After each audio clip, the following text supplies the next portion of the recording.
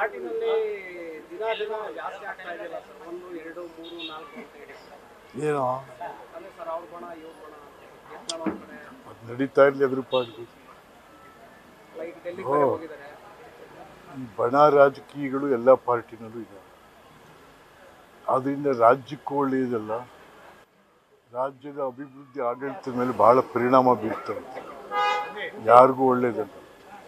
ಆದರೆ ಮುಖ್ಯಮಂತ್ರಿಗಳು ಅದೆಲ್ಲ ಗಮನಿಸಿ ಕೂಡ ಅದನ್ನು ಸರಿ ಮಾಡ್ದೇನೆ ಅದಂಗಾದ್ರೆ ಹೋದಂಗೆ ಹೋಲಿ ಅಂತ ಹೋಗ್ತಾ ಇರ್ತಕ್ಕಂಥದ್ದು ಒಳ್ಳೆ ಬೆಳವಣಿಗೆ ಅಲ್ಲ.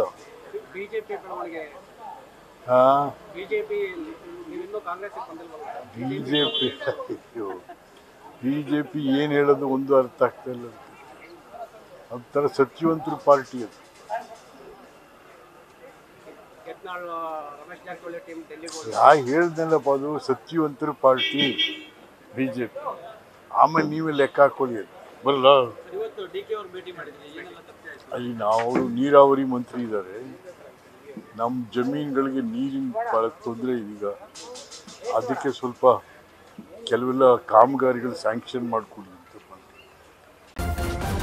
ನ್ಯೂಸ್ ಫಸ್ಟ್ ನಿರ್ಭೀತಿಯಿಂದ ನಿಮ್ಮ ಪರವಾಗಿ.